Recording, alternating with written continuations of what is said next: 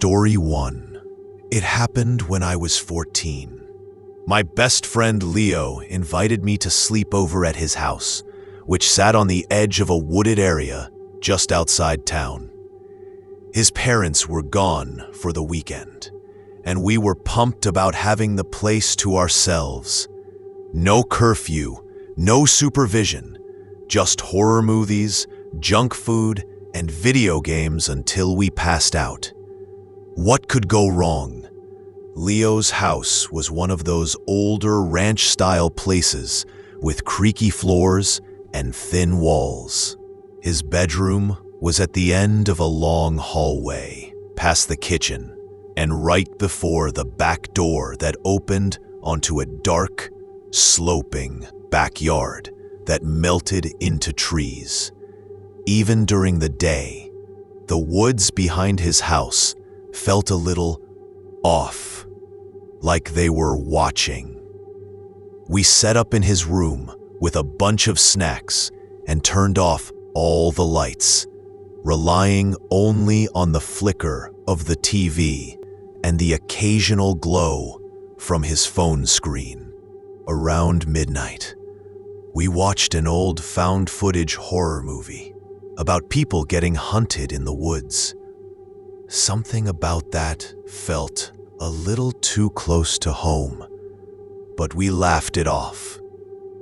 After the movie, Leo said he was going to get more chips from the kitchen. I stayed behind, scrolling through my phone. I remember how quiet the house became the second he left the room. No footsteps, no bag rustling, just the soft hum of the TV static. I called out to him, jokingly at first, "Leo, bring back some sanity with those chips." No answer. 10 minutes passed, still nothing. I started getting annoyed and walked to the kitchen. The hallway was darker than I remembered. I flicked on the light switch, but nothing happened. I called for him again, louder now. Still no response. When I got to the kitchen, it was empty. The pantry door was ajar, and a bag of chips lay on the floor, half crushed. I thought maybe he was messing with me, trying to scare me. Typical Leo. I picked up the chips, calling his name again, this time with a nervous laugh. That's when I heard something from the back door. A soft click, like the lock turning. I turned slowly, and the door creaked open by itself. Now, Leo's door always stuck. You had to yank it pretty hard to open it, and it made a loud scraping noise. But this time it just opened, smooth as air. Beyond it, the backyard was completely black. No porch light, no moon. Just a sheet of darkness pressed against the doorway. I called his name again, stepping closer. I don't know why I did. Maybe I thought he was outside. Maybe I was just trying to prove to myself I wasn't scared. But then, right before I reached the door, I saw something. Just for a second. Out by the tree line, something moved. It wasn't Leo. It was tall, thin, almost too thin, like a coat rack wrapped in pale skin. It had no face, just a smooth, featureless head. And it didn't move like a person. It jerked, like its limbs didn't quite belong to it. I slammed the door shut, locked it, and backed away until I hit the fridge. And then I heard whispering, not from outside, from the hallway behind me. My phone was still in Leo's room, so I was trapped with nothing but the TV static and that voice, a soft, dry whisper, like wind through dead leaves. It said my name 3 times.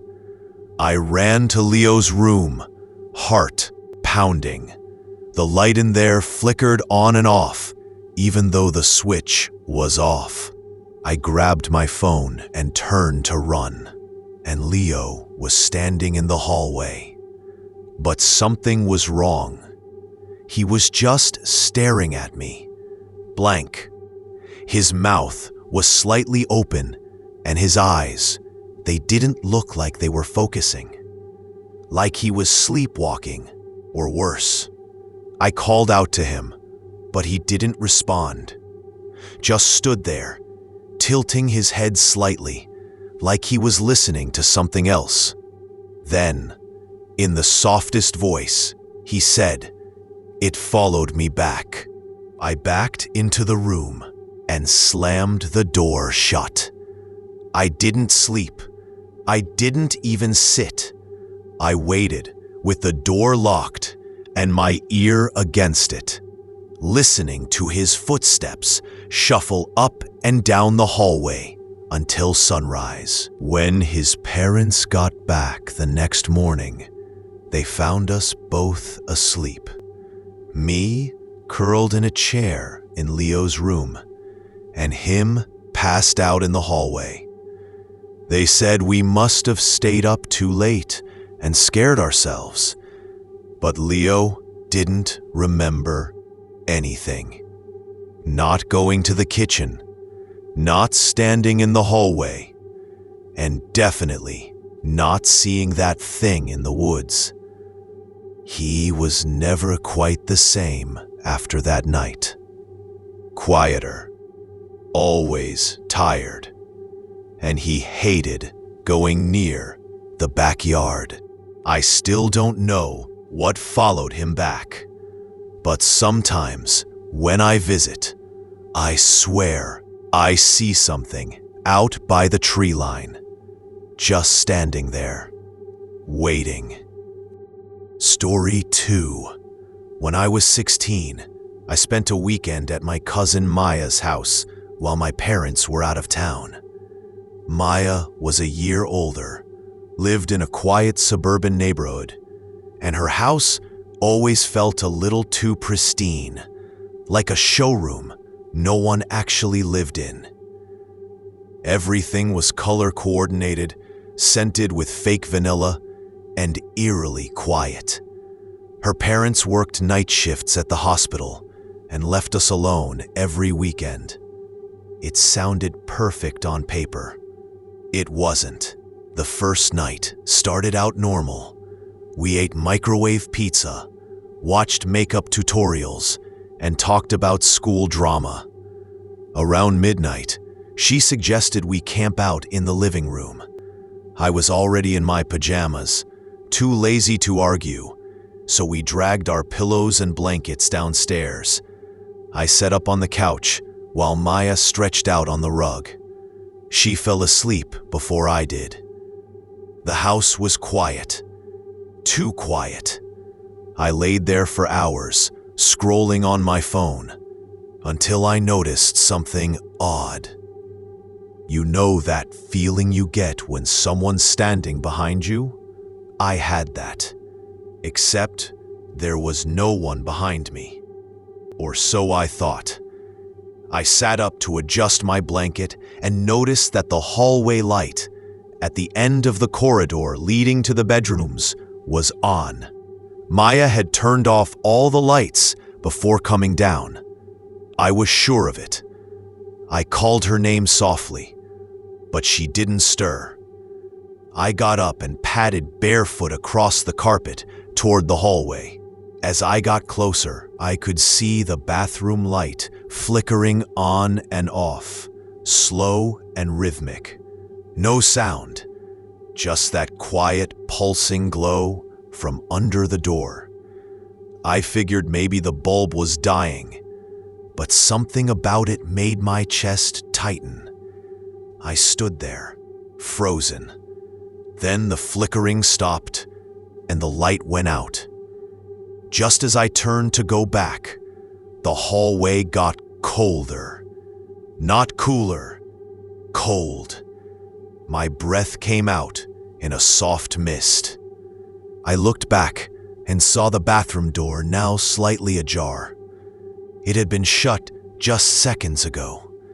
The light inside was off, but I thought I saw movement in the mirror across the room.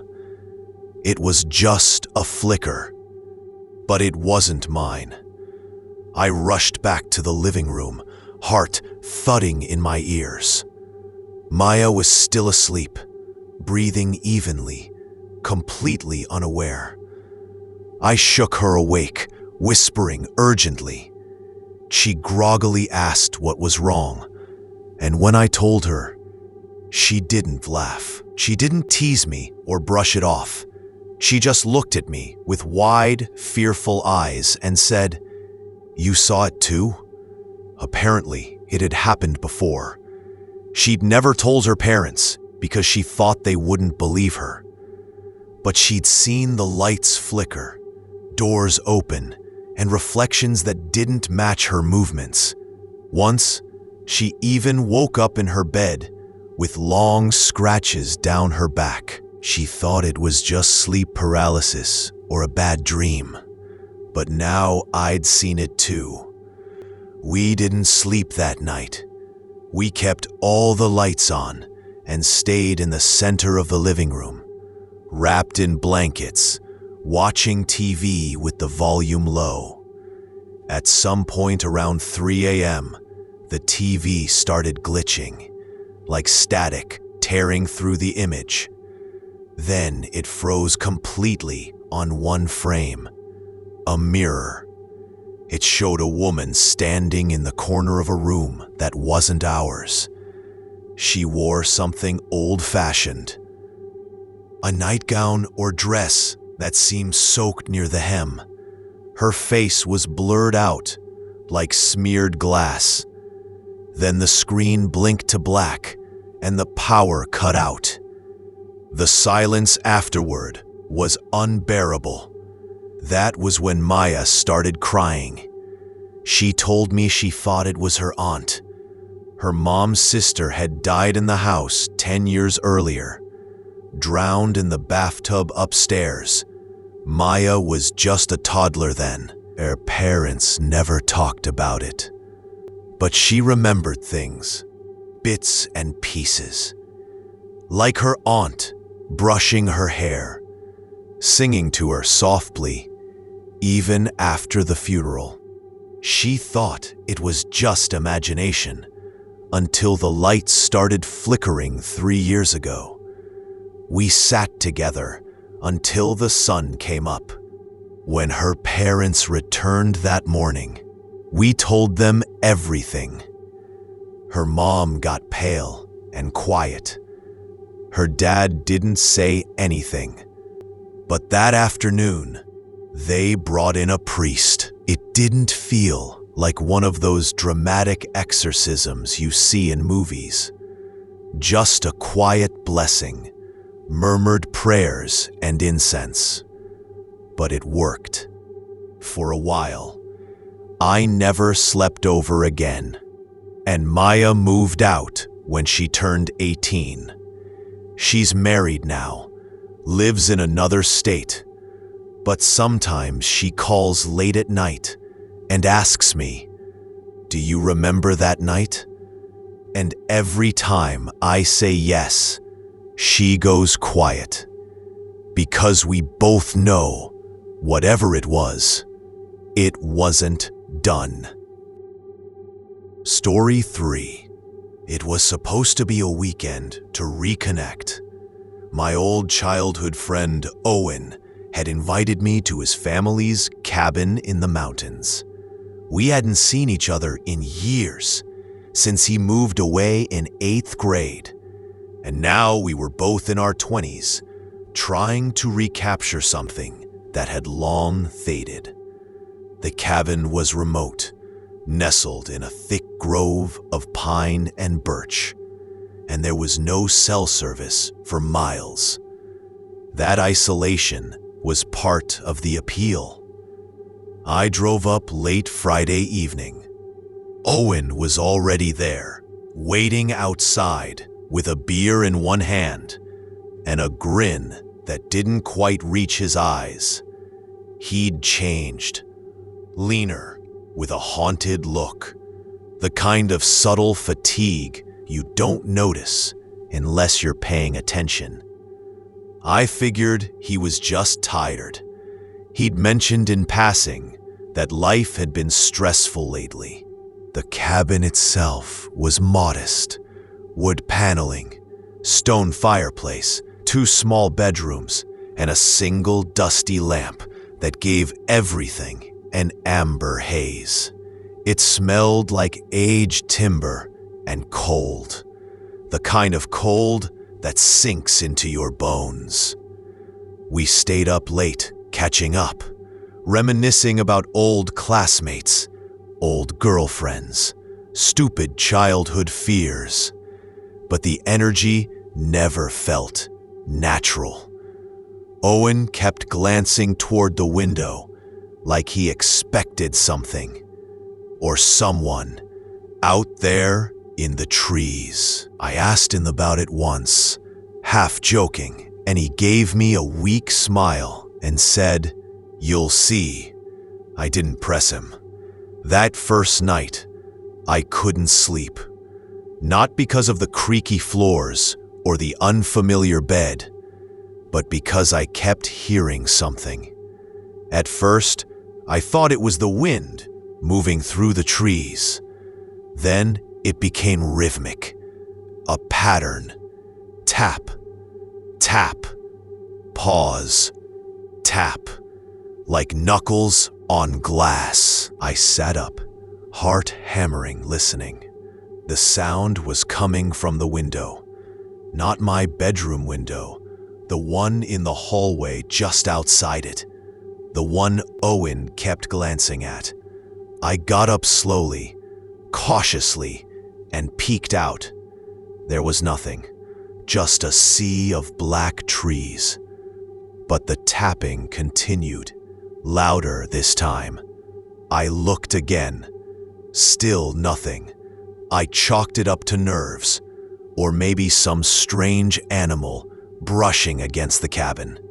When I turned around, Owen was standing at the end of the hallway, watching me. He didn't say a word, just stood there in the dark, his face barely visible, expression unreadable.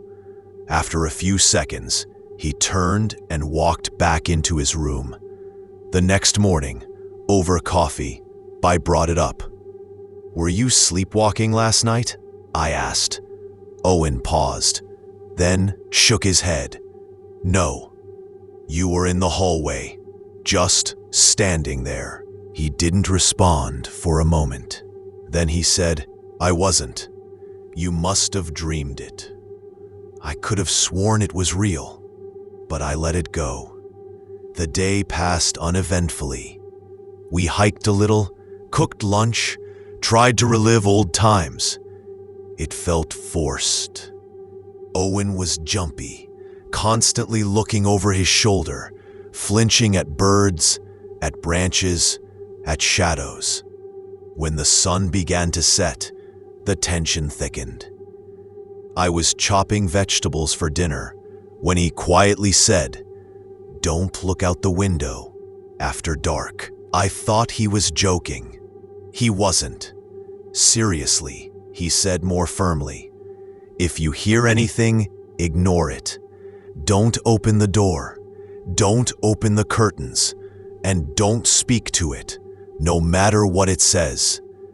I laughed, but Owen didn't. "What are you talking about?" He leaned in, his voice a whisper. "I come here every year, alone, always alone, and every time, something knocks." I waited for a punchline. There wasn't one. "Last time," he continued, "it pretended to be my sister. It knew her voice. The way she used to knock on my door, I almost let it in." I stared at him, unsure if this was some elaborate prank or if he was genuinely losing it. "I brought you here," he said, because I can't do it alone anymore. That night, I locked my door. I turned off the lights. I tried to sleep. But at exactly 2:17 a.m., there was a knock on the front door. 3 knocks. Slow, measured. I sat up, breath caught in my throat. Then came a voice. "Hey, it's me," it said. "Let me in." It was my mother's voice. Exactly her voice. She died 2 years ago in a car crash. I never told Owen. I stood frozen in my bed, heart thudding so loud I could barely hear. Then it spoke again. "I brought your favorite. Those brownies you loved. Remember?" My knees went weak. I stumbled to the door of my room, cracked it slightly, and looked down the hallway. The front door was visible from there. Light from the moon spilled in through the small window above it. Something stood just outside the door. A shape, human-like, but wrong. Its head was too tall, neck too long. The shadow it cast didn't match its posture. Then I saw Owen. He was standing near the door, eyes wide, trembling. I opened my mouth to speak, but he held up a hand. "Don't." The thing outside scratched at the door. Then it whispered, "Please, Owen, don't be scared. Let me in. I'm so cold." It wasn't my mother's voice anymore. It was his, a perfect imitation. Owen backed away slowly and motioned for me to stay hidden. He mouthed the word, "Closet." I understood. I slipped into the hallway closet, pulled the door shut as quietly as I could, and crouched down in the dark. My phone had no signal, no light. I just sat there in total blackness, heart hammering against my chest. The front door handle jiggled. Then the knocks came again. Faster now, more frantic. The voice began to shift, cycling through people I knew. My dad, my sister, my ex, my own voice. Each one perfect. Each one begging. "I know you're in there. Tap, tap, tap. Don't ignore me." Then silence. Long, awful silence. After what felt like hours, I heard Owen scream. Not a shout, a raw, terrified scream that cut off mid-breath. I wanted to run. I wanted to help, but I stayed frozen. I don't remember falling asleep. I just remember waking up, sunlight trickling in through the slats of the closet door. When I stepped out, the cabin was quiet, too quiet. The front door was wide open. Owen was gone. There was no blood, no struggle, just an emptiness that felt intentional. I searched the woods. I screamed his name. Nothing. Eventually, I left. Drove straight back to town, shaking the whole way. No one believed me. His family thought I was covering something up. The police filed a missing person report, but it went nowhere. No evidence, no body, nothing. A year later, I got a voicemail. It was Owen, but his voice was hollow, like it had been copied. "I'm still here," he said. "It wears me now. Please don't come back." That was it. I deleted the message. I changed my number. I've never gone near those woods again. But sometimes, late at night, I hear knocking, and a voice that sounds just like mine, whispering from the other side of the door.